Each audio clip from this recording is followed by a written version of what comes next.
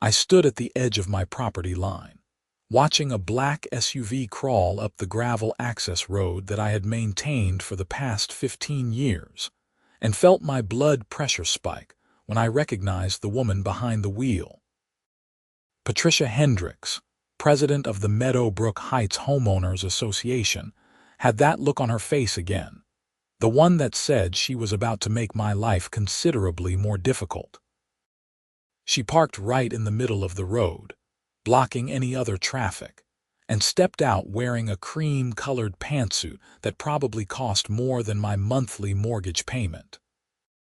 "Quincy Carlton," she called out, her voice carrying that particular tone of false sweetness that always preceded something terrible. "We need to talk about this road situation." I wiped the sweat off my forehead with the back of my hand, leaving a streak of dirt from the fence post I had been working on. It was June in rural Virginia, just outside of Charlottesville, and the humidity made everything feel like you were breathing through a wet towel. "What situation would that be, Patricia?" She pulled out a folder from her vehicle, the kind with the HOA logo embossed on the front in gold lettering. "This private access road that crosses through what should be community property. The board has been reviewing the original development plans, and we've discovered some irregularities. My property sat at the end of a long gravel road that branched off from the main subdivision entrance. When I bought the place back in 2009, the previous owner had made it crystal clear that this access road was deeded to the property as a private easement. It was the only way to reach my 5 acres, which sat nestled against a stretch of protected wetlands that made any other access impossible. The HOA community, Meadowbrook Heights, had been developed around my property years after my lot was subdivided from a larger parcel. "There are no irregularities," I said, keeping my voice level. "I have the deed, the survey, and the original easement agreement. That road is mine." Patricia's smile tightened. "Well, that's where you're wrong. The board has consulted with our attorney, and we believe that road should have reverted to HOA control when the development was completed in 2012. We're going to need you to sign this quitclaim deed transferring ownership to the association." She held out a document, and I did not take it. "You've got to be joking. I assure you, I'm quite serious.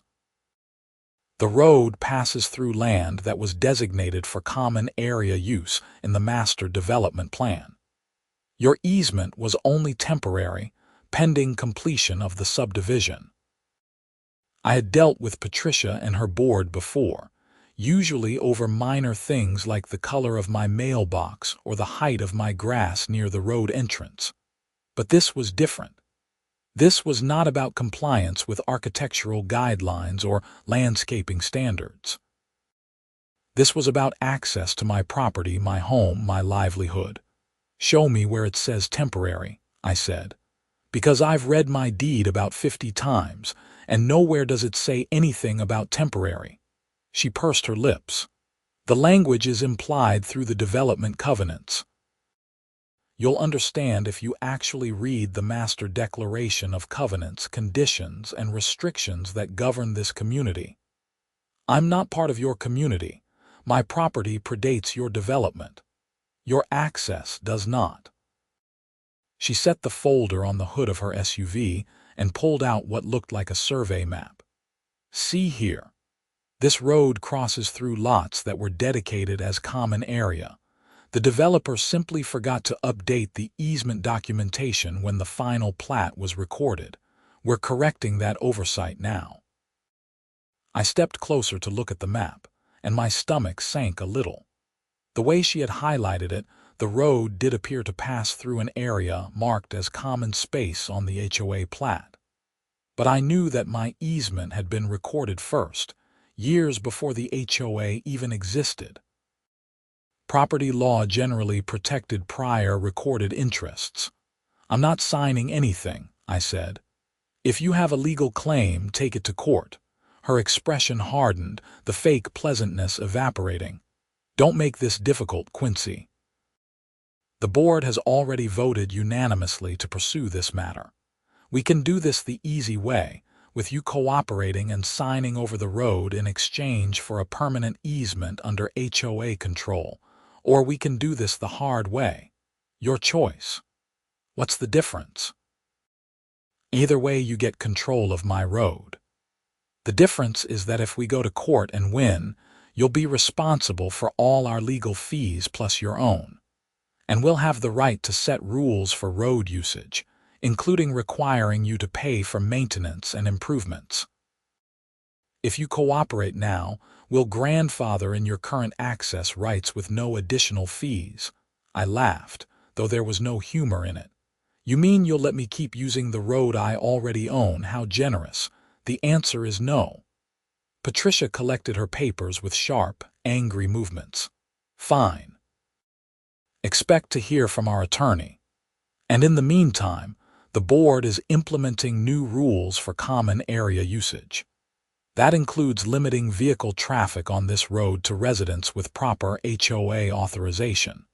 Since you're not technically a member of the HOA, you may find access somewhat restricted.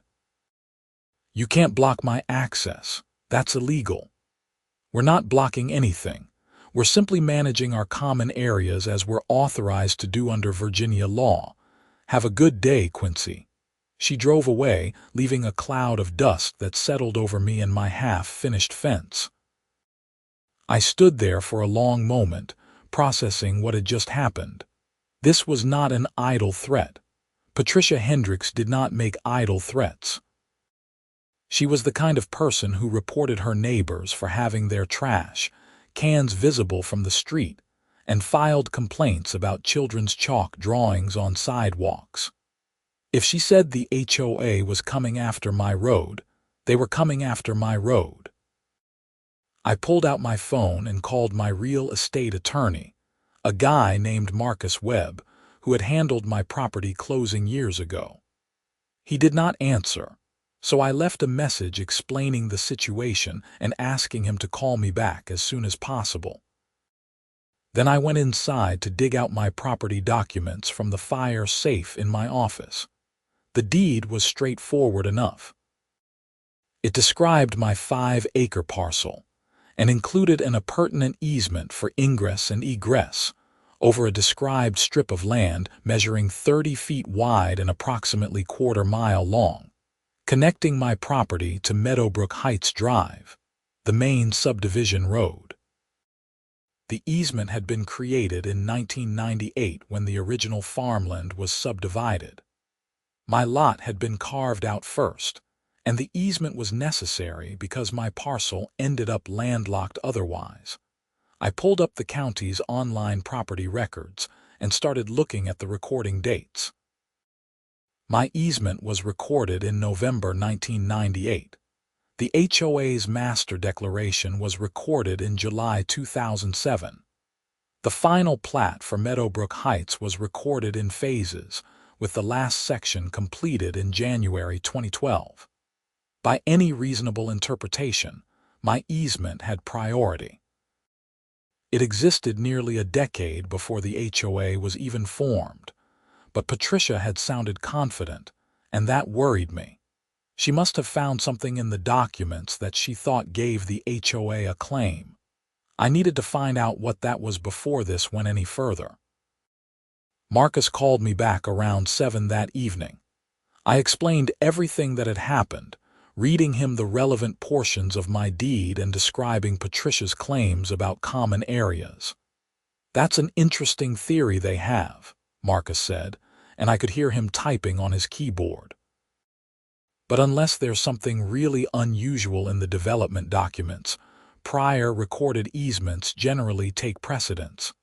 Let me pull the records tomorrow and take a look at what they filed. In the meantime, don't sign anything and document any attempts they make to restrict your access." She threatened to block the road. "If they do that, it's an illegal interference with your easement rights. You could get an emergency injunction.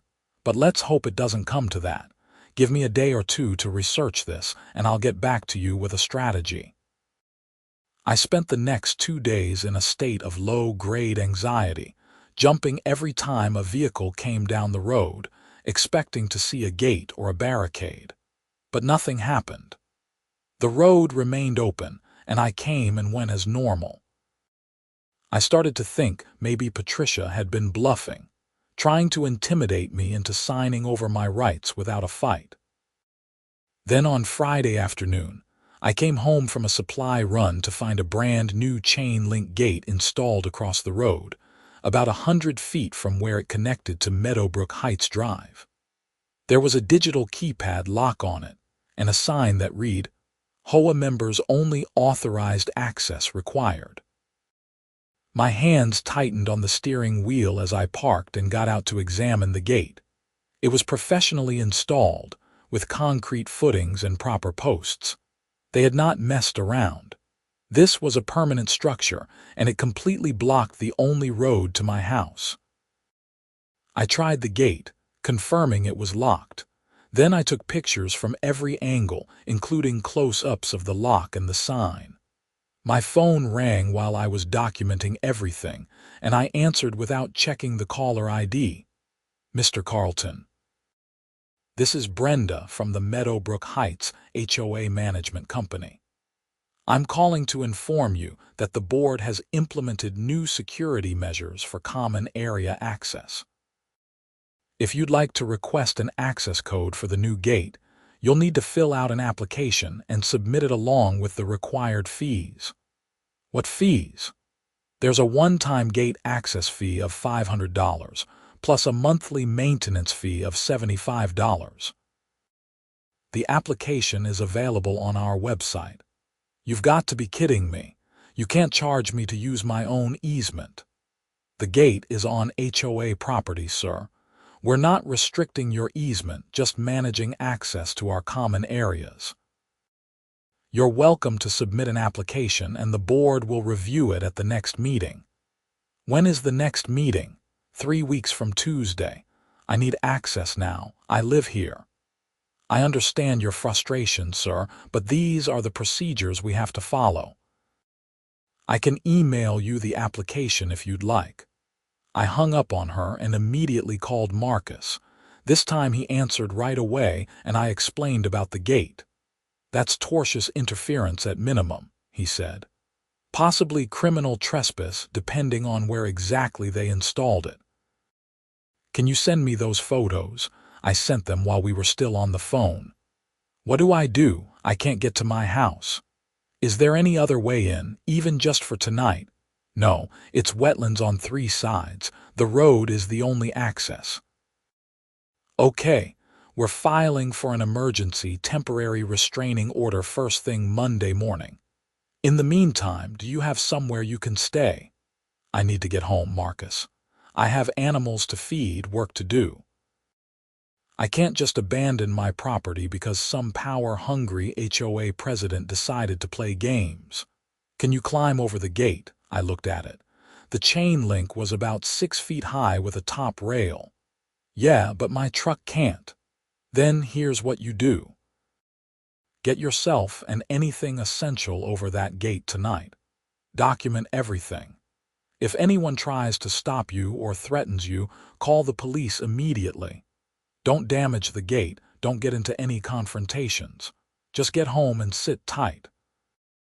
I'll have an emergency motion filed Monday morning, and we should be able to get you in front of a judge by Monday afternoon or Tuesday at the latest. It was not ideal, but it was better than nothing. I parked on the HOA side of the gate and made 3 trips back and forth, carrying groceries and supplies. A few residents drove past while I was doing this, and one older man stopped to ask if I needed help. They locked me out, I explained. This road is my only access to my property. He frowned at the gate. I wondered what this was about. Patricia sent out an email saying it was for security purposes. I didn't realize it would block anyone's access. Well, now you know. The HOA is trying to force me to give up my property rights. That doesn't seem right. Have you talked to the board? The board president is the one who demanded I sign over my easement. When I refused, they did this. He shook his head and drove away, and I finished hauling my stuff home. By the time I got everything over the fence and walked the quarter-mile to my house, I was exhausted and furious. This was my home. I paid my mortgage, my taxes, my insurance. I maintained the road at my own expense, filling potholes and grading the surface every year. And now some HOA board thought they could just take it from me. I spent the weekend feeding my chickens, tending my garden, and researching property law. Virginia had specific statutes protecting easement rights, and everything I read confirmed what Marcus had said. You could not just block someone's recorded easement because you felt like it. The HOA was going to lose this fight, but they were going to make it as painful as possible first. Monday morning, I hiked out to my truck and drove to Marcus's office in Charlottesville. He had already drafted the motion for a temporary restraining order and a preliminary injunction requiring the HOA to remove the gate and restore my access. We went over the documents, and I signed everything he needed. The hearing is set for tomorrow afternoon at 2, Marcus said. Judge Sarah Whitmore is assigned to the case. She's fair, no nonsense, experienced with property disputes.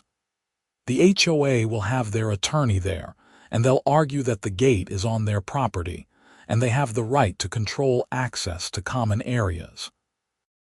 We'll counter that your easement predates their common areas, and they're interfering with your property rights. What are the chances we win? I'd say 70-30 in our favor for the temporary order. The bigger fight will be the underlying claim about whether your easement is valid. That's going to take more time to litigate. How much time? Months, maybe a year if it goes all the way through trial, but the TRO should get you access in the meantime. I left his office feeling somewhat better, but the relief was short-lived. When I got back to the gate that afternoon, there were 2 police cars parked there, and Patricia Hendricks was standing with the officers, pointing at my truck. I got out slowly, keeping my hands visible. "What's going on?" One of the officers, a young guy with a military haircut, stepped forward. "Are you Quincy Carlton?" "Yes. We've received a complaint that you've been trespassing on private HOA property. Can you explain what you're doing here?" I could not believe this. "I live here. That road is my only access to my property." The HOA illegally installed that gate blocking my easement. Patricia spoke up, her voice dripping with false concern. "Officer, Mr. Carlton has been repeatedly entering HOA property without authorization. We've offered him the opportunity to apply for access privileges, but he's refused to follow proper procedures. We're worried about safety and liability issues." "I have a recorded easement," I said, pulling out my phone. "I can show you the deed right now. I have the legal right to use that road." The officer looked between us, clearly uncomfortable with being dragged into a civil property dispute. "Sir, do you have somewhere else you can go while you sort this out with the HOA?" "No. My home is down that road. I have animals that need care, property that needs maintenance." "The HOA just installed this gate on Friday without any warning." "He's been climbing over the gate and trespassing," Patricia interjected. "We have surveillance footage." "Of me accessing my own property using my legal easement," I shot back. The second officer, an older woman with sergeant stripes, held up her hand. "Okay. Everyone calm down. This sounds like a civil matter that needs to be resolved in court." "Madam," she turned to Patricia, "if he has a recorded easement, you can't prevent him from using it, even if there's a dispute about ownership. And sir," she looked at me, "you need to handle this through proper legal channels, not by climbing over gates." "I have a hearing tomorrow for an emergency restraining order," I said. "My attorney filed it this morning." The sergeant nodded. "Then I suggest everyone wait for the judge to sort this out. In the meantime, Mr. Carlton, how are you getting to your property? Climbing the fence and walking. And you're not damaging any property or threatening anyone. No, madam, just trying to get home. She turned to Patricia. Then I don't see a criminal issue here. You can file for your own restraining order if you want, but I'm not arresting someone for accessing their own property. You'll have to let the courts figure out who has what rights. Patricia's face flushed red. This is ridiculous. We have clear rules about common area access. He's not above the law. Neither are you, the sergeant said. And blocking someone's legal easement could be a crime too. Like I said, take it to court. The officers left, and Patricia and I stood there glaring at each other across the locked gate. You're making a big mistake, she said. The HOA has significant resources, and we will prevail on this. You're just wasting everyone's time and money. Then, why are you so desperate to get my signature? If your legal claim is so strong, take it to court and win. Why do you need me to voluntarily give up my rights? She did not have an answer for that, or at least not one she wanted to share. She got in her SUV and drove away, leaving me to climb over the gate once again. The next afternoon, I met Marcus at the Albemarle County Courthouse. The HOA's attorney was there too, a slick-looking guy in his 40s named Richard Pemberton, who represented half the HOAs in Central Virginia. We all filed into Judge Whitmore's courtroom, and the bailiff called our case. Judge Whitmore was a woman in her mid-50s with short gray hair and reading glasses that she wore on a chain around her neck. She looked at the pleadings in front of her, and then at both attorneys. Counselor Webb, you're seeking an emergency TRO requiring the defendants to remove a gate that's blocking your client's access to his property. Counselor Pemberton, you're representing the Meadowbrook Heights HOA. Let's hear from the plaintiff first. Marcus stood and gave a concise summary of the situation. He submitted copies of my deed showing the recorded easement from 1998, the HOA's declaration from 2007, and photos of the gate. Your Honor, the plaintiff has a clear, recorded easement that predates the HOA's existence by almost a decade. The defendants have no right to block that easement, regardless of any claims they may have about common area management. Mr. Carlton cannot access his home without this road. He's been forced to climb over a fence and walk a quarter-mile just to reach his house. This is causing him immediate and irreparable harm. Judge Whitmore looked at Pemberton. What's the HOA's position? Pemberton stood, smoothing his tie. Your Honor, the HOA is not blocking Mr. Carlton's easement. We've offered him access to the gate via an access code. He simply needs to complete the application process and pay the standard fees that all non-resident users of HOA property pay. He's not a non-resident user, Marcus interjected. He's an easement holder with pertinent rights to that road. That's the fundamental dispute, Pemberton said.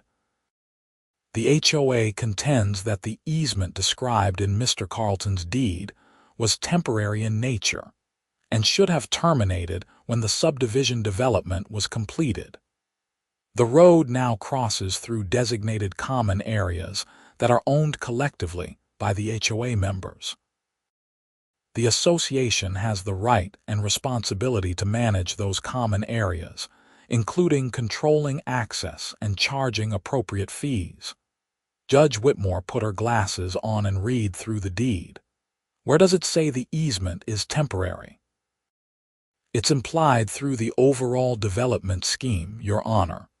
The master plan always contemplated these areas becoming common property.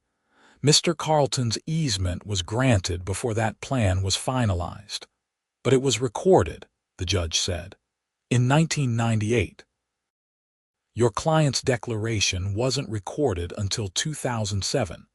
Help me understand how a later recorded document terminates an earlier property right. It doesn't terminate it, Your Honor. It defines the boundaries and limitations of that right. The easement gives Mr. Carlton the right to cross the property, but it doesn't give him exclusive control or exempt him from reasonable regulations. Charging $500 plus $75 a month is not a reasonable regulation, Marcus said. That's an attempt to extract payment for access he already has by right. Judge Whitmore held up her hand. I've heard enough for now. Here's my ruling. Mr. Pemberton, your client may have legitimate arguments about common area management, and those can be litigated in the full hearing. But right now, I have a property owner who can't access his home. That's not acceptable. The HOA will provide Mr. Carlton with immediate gate access at no charge, pending resolution of the underlying dispute. You can set whatever reasonable rules you want about hours of use or vehicle types or whatever, but you cannot charge him for access, and you cannot deny him access. Is that clear? Your Honor, with respect, that essentially gives away the HOA's bargaining position. If Mr. Carlton gets free access now, he'll have no incentive to negotiate. Good, the judge said. Because in my experience, when someone has a recorded easement, they shouldn't have to negotiate for what they already own. Temporary restraining order granted. The HOA will provide Mr. Carlton with gate access within 24 hours. Motion for preliminary injunction is set for hearing in 2 weeks. We'll have a full evidentiary hearing at that time where both sides can present their complete arguments. Anything else? Marcus smiled. No, Your Honor. Thank you. Pemberton looked like he had bitten into something sour. The HOA reserves all rights to pursue its claims regarding the easement validity and to seek compensation for Mr. Carlton's unauthorized use of common property. You do that. Hearing in 2 weeks. We're adjourned. I felt like I could breathe again for the first time in days. As we walked out of the courtroom, Marcus clapped me on the shoulder. That went well. Judge Whitmore clearly thinks your position is stronger, but don't get overconfident. The HOA is going to come back with everything they've got in 2 weeks. What do I need to do? Gather any documentation you have about the road maintenance you've done over the years. Receipts for gravel, grading, repairs, anything that shows you've been treating this as your road. Also, see if you can find any correspondence with the HOA from before this dispute started. Anything that shows they acknowledged your easement rights would be helpful. I got the gate code that evening via email from the HOA management company. The message was terse and made it clear that access was being provided under court order only, and that the HOA denied any obligation to provide such access. I did not care about their protests. I just wanted to drive to my house without climbing fences.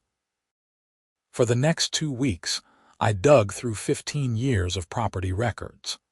I found receipts showing I had spent over $12,000 maintaining the road, including major gravel deliveries in 2011, 2014, 2018, and 2023. I found emails with the HOA from 2010, where I had notified them I would be doing road maintenance, and asked if they wanted to contribute to the cost, since some of their residents occasionally used the road as a shortcut.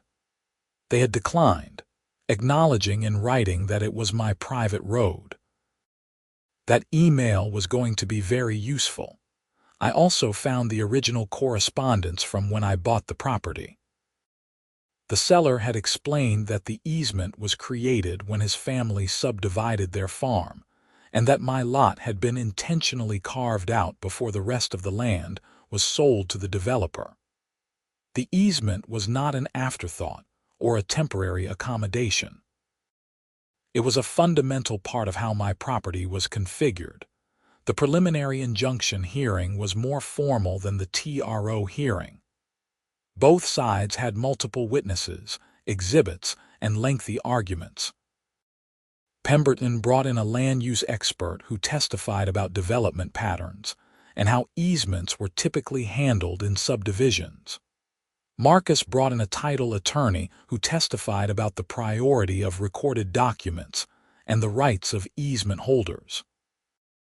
Patricia testified for the HOA, explaining that the board was concerned about liability issues with non-members using HOA property and about the cost of maintaining the road.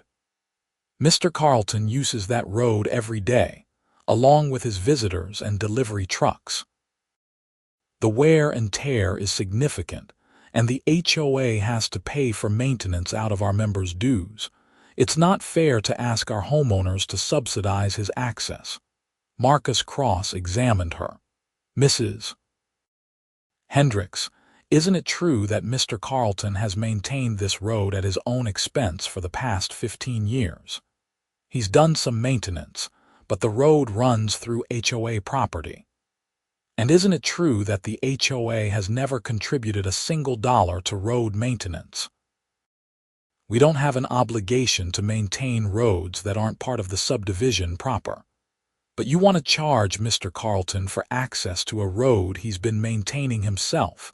We want to manage our common areas appropriately. I'd like to enter into evidence this email from March 2010. Marcus submitted the printout I had found. This is correspondence where Mr. Carlton offered to let the HOA contribute to road maintenance costs, and the HOA declined, specifically acknowledging that it was Mr. Carlton's private road. Do you see that? Patricia's jaw tightened.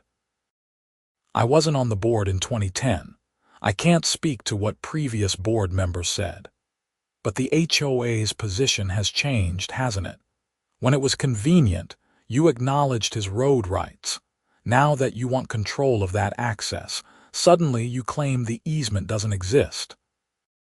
We consulted with an attorney who informed us of rights we weren't aware of.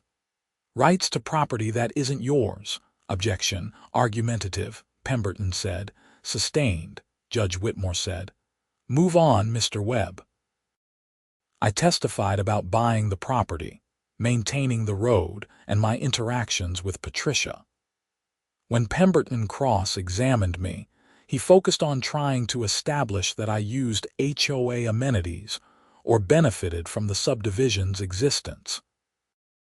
Mr. Carlton, don't you use the same trash service that's negotiated by the HOA? No, I have my own trash service. What about snow plowing? When the subdivision roads are plowed, doesn't that benefit you? They don't plow my road. I plow it myself with my tractor. But you use Meadowbrook Heights Drive to access the main highway, don't you? Only because the developer configured it that way. My easement runs to that road. I don't have a choice about the connection point. So you do benefit from HOA-maintained infrastructure. Meadowbrook Heights Drive is a public road that was dedicated to the county. The HOA doesn't maintain it. The county does. Pemberton frowned and moved on to other topics, but none of his questions seemed to land the way he wanted. The hearing lasted 3 hours, and by the end, everyone was exhausted. Judge Whitmore took the matter under advisement and said she would issue a written ruling within 1 week. Marcus and I walked out feeling cautiously optimistic, but I knew better than to celebrate early. Patricia had that look on her face again, the one that said she was not done fighting. The ruling came down 5 days later. Judge Whitmore granted the preliminary injunction, finding that I had demonstrated a clear likelihood of success on the merits. She wrote that my easement was valid, properly recorded, and not subject to HOA control simply because the underlying land was later designated as common area. The HOA was permanently enjoined from interfering with my access and was ordered to provide me with gate codes at no charge pending final resolution of the case. But she also set the matter for a full trial to resolve the ultimate ownership questions. The HOA wanted to argue that my easement should be terminated or modified based on changed circumstances, and the development of the subdivision. I wanted a declaratory judgment confirming that my easement was valid and that the HOA had no claim to my road. The trial was set for November, about 5 months away.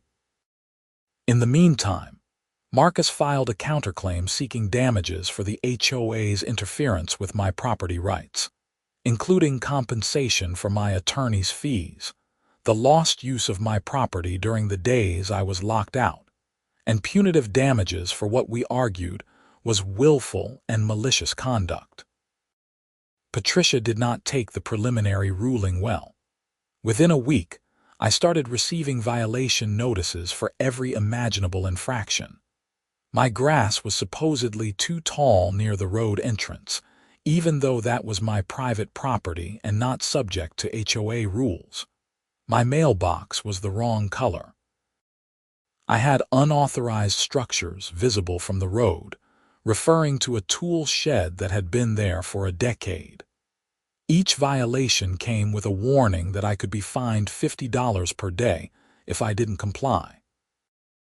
I forwarded all of them to Marcus, who sent a strongly worded letter to the HOA's attorney pointing out that I was not a member of the HOA and not subject to their covenants.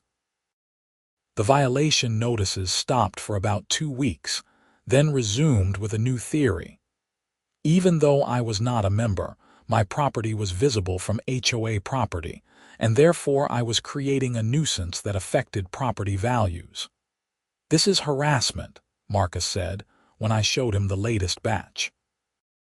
"Document everything. It's going to support our claim for punitive damages." Summer turned to fall, and the legal battle consumed more of my time and money than I wanted to think about. Marcus was excellent, but legal representation was not cheap.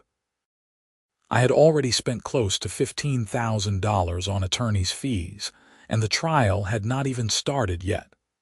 The HOA, with dues from 200-member families, had much deeper pockets, but I was not going to give up. This was about more than just the road now. It was about the principle that you could not bully someone out of their legal property rights just because you had more resources. It was about standing up to people like Patricia who thought rules applied to everyone except them. In October, I got a letter from a real estate development company offering to buy my property. The price they quoted was about 60% of market value, and the letter made it clear they were working in coordination with the HOA. They wanted to acquire my land, extinguish the easement, and incorporate the parcel into the subdivision as additional common area. "This is actually good for us," Marcus said when I showed him the letter. "It proves the HOA has been acting in bad faith. They're not trying to manage common areas reasonably. They're trying to eliminate your property rights entirely so they can take your land." He submitted the letter as evidence of the HOA's improper motives and filed a motion to add a claim for civil conspiracy. The trial was getting bigger and more complex, but our position was getting stronger. The HOA changed tactics again. In late October, they filed an emergency motion claiming that my road maintenance activities were damaging HOA property. They alleged that I had graded the road in a way that caused erosion and water runoff onto adjacent lots. They wanted the judge to prohibit me from doing any further maintenance without HOA approval. It was absurd. I had been maintaining the road the same way for 15 years, and there had never been erosion problems. But we had to respond to the motion, which meant more attorney's fees and more time in court. Judge Whitmore denied the motion, noting that the HOA had presented no actual evidence of damage, but the harassment continued. Then, 2 weeks before trial, something interesting happened. I got a call from a man named David Morrison who lived in Meadowbrook Heights. He had been at the annual HOA meeting the night before, and he was not happy about what he had learned. "I didn't realize how much money the board has been spending on this lawsuit," he told me. "Patricia presented the budget, and legal fees are over $100,000. That's coming out of our dues. A lot of homeowners are upset, especially since you've never done anything to bother any of us. This whole thing seems to be Patricia's personal vendetta." "It pretty much is," I said.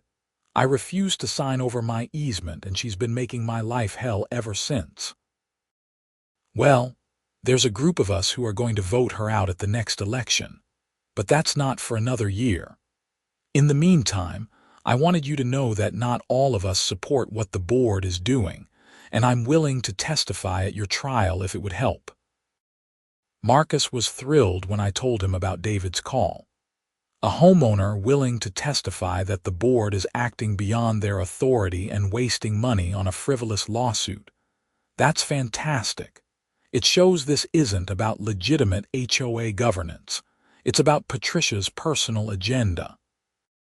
The trial started on November 14th, a cold Tuesday morning with frost on the ground. The courthouse was busier than I expected, with lawyers and clients filling the hallways. Our case was assigned to a larger courtroom than the previous hearings, and there was a court reporter to make an official transcript. Judge Whitmore started by outlining the issues to be decided. "We're here to determine the validity and scope of the plaintiff's easement, whether the HOA has any right to control or charge for access to that easement, and whether either party is entitled to damages. This is a bench trial, so I'll be making the factual findings and legal conclusions. Let's begin with opening statements."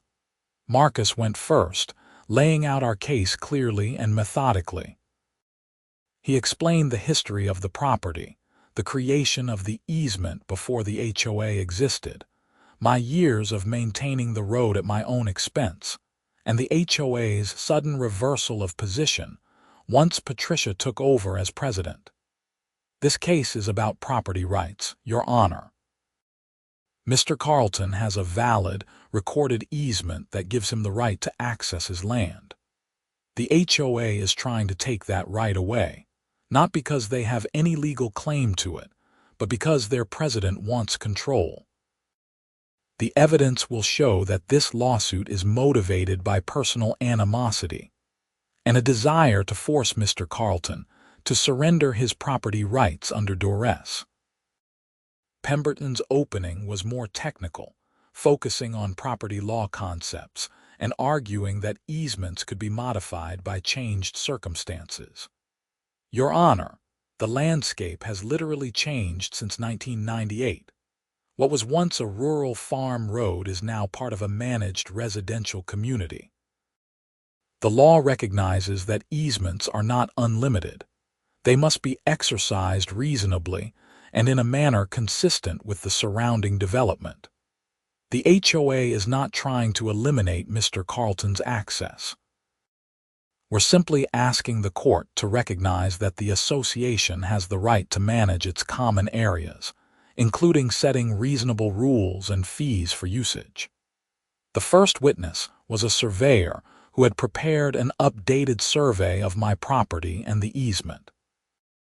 He walked through the technical descriptions and confirmed that the easement as recorded in 1998 was exactly where it had always been, and that the road I used matched the legal description perfectly. Pemberton tried to get the surveyor to say that the easement crossed through land that was designated as HOA common area, and technically, he did get that acknowledgement. But on redirect, Marcus established that the easement was recorded first, which meant it had priority regardless of later designations. Next was the title attorney, who testified about the legal principle of first in time, first in right. She explained that when two property interests conflict, the one recorded first generally prevails unless there's some specific legal reason otherwise. In this case, she said, Mr. Carlton's easement was recorded in November 1998. The HOA's declaration, which purports to create common areas, wasn't recorded until July 2007. As a matter of law, Mr. Carlton's easement takes priority. The HOA's common area designation is subject to that pre-existing easement. But can't easements be terminated or modified? Pemberton asked on cross-examination. Yes, under certain circumstances. Easements can be abandoned if the holder stops using them for a long period with clear intent to abandon. They can be terminated by agreement of the parties. And they can sometimes be modified if changed circumstances make the original terms impractical. But none of those apply here. Mr. Carlton has continuously used his easement. He hasn't agreed to any modification, and the changed circumstances were created by the developer and the HOA, not by any action of Mr. Carlton's. Then I testified, going through the whole story again in more detail. Marcus asked me about every aspect of my property ownership, the road maintenance, my interactions with the HOA, and the impact the gate installation had on my life. I couldn't get to my home, I said. I couldn't drive my truck, couldn't bring in deliveries, couldn't have normal access to my own property. I had to park and climb over a fence just to get home, and all because I refused to sign away rights that were legally mine. Pemberton's cross-examination was aggressive. He suggested I was exaggerating the impact, that I could have just paid the fees, that I was being stubborn and difficult. Isn't it true, Mr. Carlton, that you've had disputes with the HOA before this easement issue? Small things, yes. They thought my mailbox should be a different color. And you refused to change it. It's not their mailbox. I'm not a member of the HOA. But your property is adjacent to the HOA. Don't you have any obligation to maintain standards that preserve property values? I maintain my property just fine. I cut my grass, keep my house painted, fix things when they break. What I don't do is follow arbitrary rules made up by people who have no authority over my land. You don't think you should be a good neighbor. I think being a good neighbor is different from surrendering my property rights because someone demands it. Patricia testified for the HOA, and her testimony was revealing in ways I do not think she intended. Marcus asked her about the decision to install the gate. When did the board vote to install the gate? In late May of this year. And when did you first demand that Mr. Carlton sign over his easement? Early June. So you installed the gate after he refused to sign. We installed the gate as part of our common area management plan. A plan that was developed after Mr. Carlton refused to give you his easement. The two things were not directly connected. Really? So it's just a coincidence that you demanded his easement, he refused, and then immediately you installed a gate blocking his only access to his property. Patricia's face flushed. The board was already discussing security measures. Can you produce any board minutes or records showing that discussion before Mr. Carlton refused to sign over his easement? She could not. It became clear through Marcus's questioning that the gate was installed specifically to pressure me into surrendering my rights. Patricia tried to frame it as legitimate HOA business, but the timeline did not support her story. David Morrison testified about the HOA meeting where the legal expenses were disclosed. A lot of homeowners were shocked. We're paying over $100,000 to fight one property owner who has a valid easement. It doesn't make sense unless this is personal for someone on the board. Did anyone on the board explain why the lawsuit was necessary? Marcus asked. Patricia said it was about protecting HOA property rights and setting precedent. But when people ask specific questions about what damage Mr. Carlton was doing, or why we couldn't just let him use the road like he'd been doing for years, she got defensive. It felt like we were being asked to fund a personal grudge. Pemberton tried to discredit David on cross-examination, suggesting he was biased or didn't understand the legal issues. But David held firm. He was a credible witness, a homeowner with no stake in the outcome except wanting his HOA dues spent responsibly. The trial lasted 3 days. By the end, we had put on over a dozen witnesses, submitted hundreds of pages of documents, and made extensive legal arguments. Judge Whitmore took the matter under advisement and said she would issue a written decision within 30 days. Those 30 days felt like the longest month of my life. I kept going through the trial in my head, wondering if we had done enough, if I had testified effectively, if the judge had been convinced. Marcus kept reassuring me that we had a strong case, but he also cautioned that you could never predict with certainty what a judge would decide. The decision came down on December 12th. Marcus called me as soon as he got the notice. We won, on everything. I felt a rush of relief so intense I had to sit down. Everything. The judge found your easement is valid and enforceable, that it has priority over the HOA's common area claims, and that the HOA interfered with your property rights in bad faith. She awarded you damages for attorney's fees, compensation for the days you were locked out, and $50,000 in punitive damages. The HOA is permanently enjoined from interfering with your easement or charging you any fees for access. $50,000. The judge found that the HOA's conduct was willful, malicious, and designed to coerce you into surrendering your rights. She wanted to send a message that this kind of behavior won't be tolerated. I read the full decision later that day. It was thorough, well-reasoned, and absolutely devastating to the HOA's position. Judge Whitmore found that my easement was created before the subdivision existed, was properly recorded, and gave me an unconditional right of access. She found that the HOA's attempt to charge fees was an improper effort to extract payment for rights the plaintiff already possesses by law. And she found that Patricia Hendricks had pursued this litigation not to protect legitimate HOA interests, but to punish the plaintiff for refusing to capitulate to her demands. The decision also included a specific finding that the HOA had engaged in harassment through the violation notices, and the coordination with the development company offering to buy my property below market value. The evidence demonstrates a pattern of conduct designed to make Mr. Carlton's life so difficult that he would have no choice but to abandon his property or surrender his rights. This is not legitimate HOA governance. It is abuse of authority.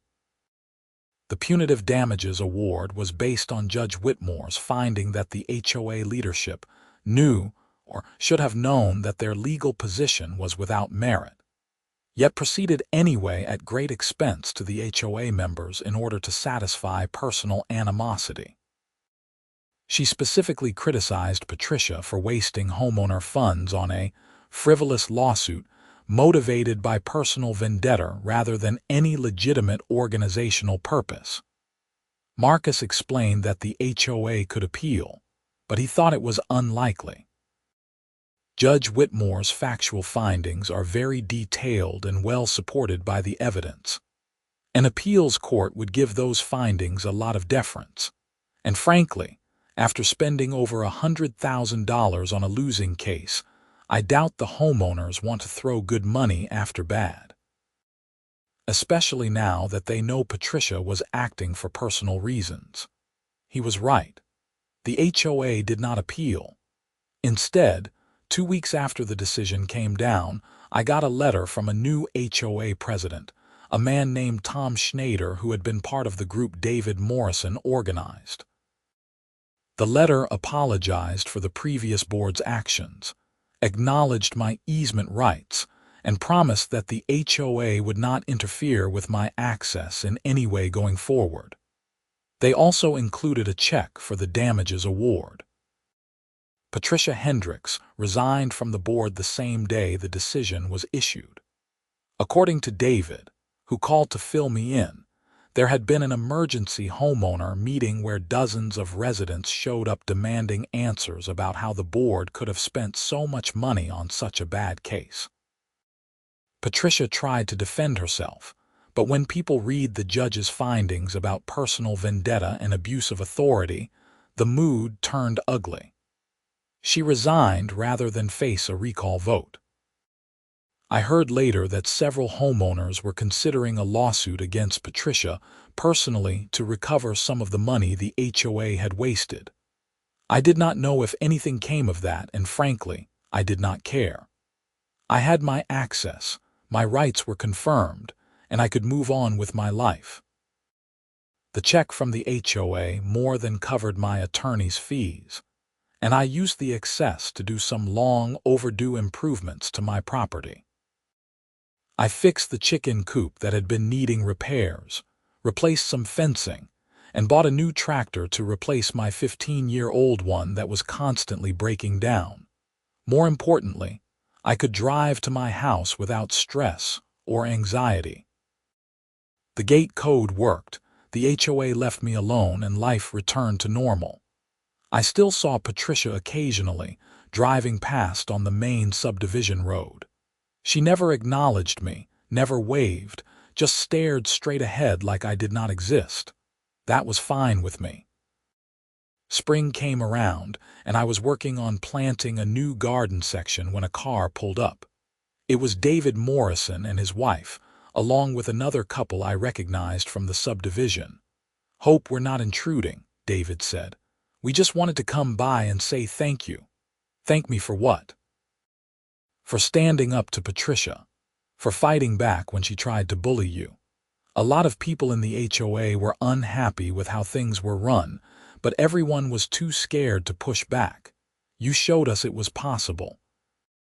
We've got a whole new board now, and we're actually focused on the things an HOA should do. Maintaining property, organizing community events, keeping the subdivision nice, instead of wasting money on lawsuits and power trips." His wife added, "And we wanted to apologize for not speaking up sooner. We should have said something when we saw what Patricia was doing to you.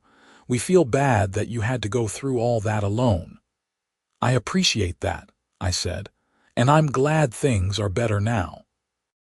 We talked for a while, and they invited me to a community barbecue they were planning for Memorial Day weekend. "You're not technically part of the HOA, but you're our neighbor. We'd like you to be part of the community if you want." I accepted the invitation, and when Memorial Day came around, I went to the barbecue. It was strange being in the subdivision as a guest rather than an adversary, but people were friendly. Several homeowners came up to introduce themselves and express support for how I had handled the lawsuit. A few admitted they had no idea what Patricia was doing until the legal bills started rolling in. One older woman, Mrs. Chen, told me she had tried to run against Patricia in the last board election, but was intimidated into dropping out. She made it clear that if I opposed her, she would make my life miserable. I was afraid of what she might do, so I backed down. I regret that now. If I had stood up to her then, maybe you wouldn't have had to go through what you did. "It's okay," I told her. Sometimes it takes one person refusing to back down before others find the courage to speak up. I'm just glad it worked out. The rest of that year was peaceful. I maintained my road, tended my property, and enjoyed the quiet life I had bought the place for in the first place. The new HOA board was reasonable and professional. When they needed to do some work on the common area near my property line, they sent me a courtesy notice explaining what they were doing and asking if I had any concerns. It was such a stark contrast to Patricia's approach that it almost felt surreal. I never forgot the lesson of that whole ordeal, though. Property rights matter. Standing up for what's legally yours matters. And sometimes the only way to deal with a bully is to refuse to be intimidated, even when it costs you time, money, and stress. The alternative is to give in, and then they've won. not just against you, but against the principle that rights mean something and can't just be taken away because someone with authority decides they want them. Judge Whitmore's decision set a precedent in Virginia property law. Marcus told me he had already cited it in 2 other cases involving HOA overreach, and other attorneys were doing the same. The ruling made it clear that HOAs could not use their authority to appropriate property rights that predated the association, and that homeowners who stood up to improper HOA actions could recover attorneys' fees and punitive damages. Looking back, I sometimes wondered what would have happened if I had just signed Patricia's quitclaim deed that first day. I would have given up my road, paid monthly fees for access to my own property, and lived under constant threat that the HOA could cut off my access if I did not comply with whatever demands they made. My property value would have plummeted because who wants to buy land where your access depends on staying in the good graces of people like Patricia Hendricks? But more than the financial impact, I would have lost something fundamental. I would have surrendered my rights because someone bullied me into it, and that's not something you can put a price on. Your home, your property, your rights as a landowner, these things define your independence and security. When someone tries to take them, you fight back. Not because it's easy or cheap or quick, but because some things are worth fighting for. The gate is still there, and I still use the code to access my road. But now, when I drive through it, I remember what that gate represented. It was Patricia's attempt to control me, to force me into submission. And it failed. The law protected my rights. The judge saw through the HOA's pretenses, and justice prevailed. I still live on my 5 acres at the end of the access road. The chickens still cluck in the morning, the garden still needs weeding, and the road still needs grading every spring. But it is my road on my property, protected by my rights, and no HOA president with a power complex can ever take that away from me again. Judge Whitmore's final words in her decision have stuck with me. She wrote, "Property rights are fundamental to our legal system and our society. When a homeowners association, or any entity, attempts to coerce a property owner into surrendering those rights through harassment, intimidation, and abuse of authority, the courts will intervene." Mr. Carlton purchased his property in good faith, with a valid easement that gives him the right to access his land. That right cannot be taken from him simply because an HOA was later formed and decided they would prefer to control that access. The law does not permit such appropriation of property rights, and this court will not countenance it. Those words meant everything to me. They meant that standing up to Patricia was the right choice. They meant that the system, for all its flaws and expenses and delays, ultimately worked.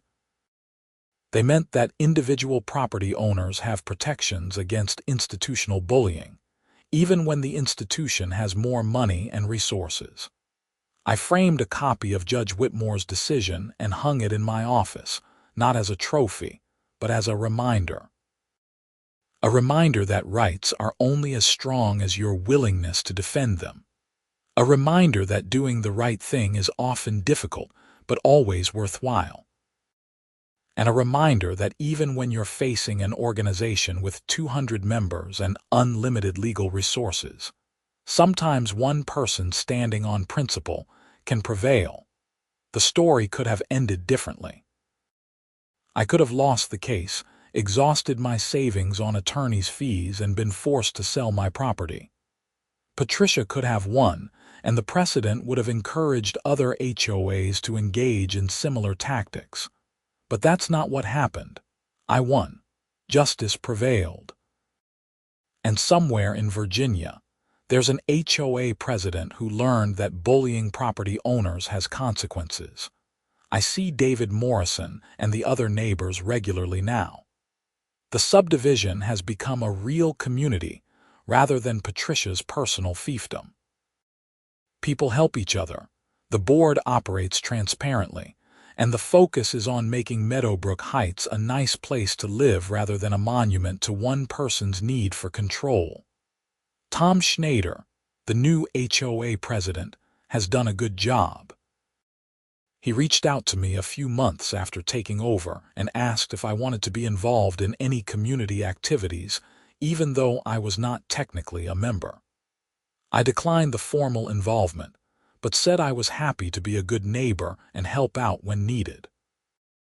We've maintained that relationship ever since.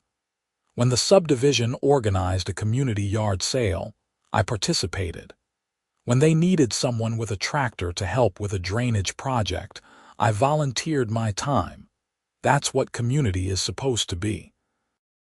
People working together voluntarily, helping each other because they want to, not because some self-appointed authority figure is forcing them to comply with arbitrary rules. Patricia never understood that. She thought being HOA president meant having power over people. She thought she could use that power to take what she wanted. She was wrong. My story is not unique. All across America, homeowners are fighting similar battles with HOAs that have overstepped their authority. Some win, some lose, but every case matters because it defines the boundaries of what HOAs can and cannot do. My case added to that body of law, and I'm proud of that. Judge Whitmore's decision is now part of the legal landscape, protecting other property owners who find themselves in similar situations. The access road still winds through the trees, past the meadow where deer graze in the evenings, to my house at the end of the lane. It's gravel and dirt, maintained by me, used by me, and owned by me. And every time I drive down that road, I remember the fight it took to keep it. I remember Patricia's face when she tried to intimidate me into signing away my rights. I remember the gate blocking my access, the climb over the fence, the stress and anger and determination. But mostly, I remember the moment Marcus called to tell me we had won. That feeling of vindication, of justice served, of rights protected. That moment made everything worthwhile. The legal fees, the time, the stress, all of it was worth it to hear Judge Whitmore's ruling that my easement was valid and the HOA had acted improperly. Some people might say I should have just compromised, just worked something out with Patricia to avoid the lawsuit. But compromise would have meant giving up something that was rightfully mine. It would have meant validating the idea that HOAs can appropriate property rights if they're aggressive enough about it. It would have meant that bullies win if you just give them enough of what they want. I don't believe that. I believe in standing up for your rights, even when it's hard. I believe in fighting back against injustice, even when the odds seem stacked against you. And I believe in the rule of law, in judges like Sarah Whitmore who take the time to understand property rights and render decisions based on facts and law rather than who has more money or better lawyers. My case is over now. The court battle is won, the damages are paid, and life has moved on. But the lessons remain.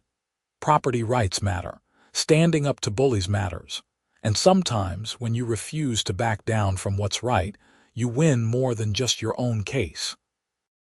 You win for everyone who comes after you. Everyone who will cite Judge Whitmore's decision when they face similar situations. Everyone who needs to know that fighting back is possible and worthwhile. I'm still Quincy Carlton, living at the end of an access road in rural Virginia, maintaining my property and living my life.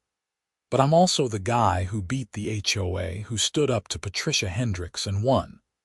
And that's a story worth telling, a battle worth fighting, and a victory worth celebrating. Because in the end, justice prevailed, rights were protected, and one small property owner proved that you don't have to surrender to institutional bullying. You can fight back, you can win, and you can keep what's rightfully yours.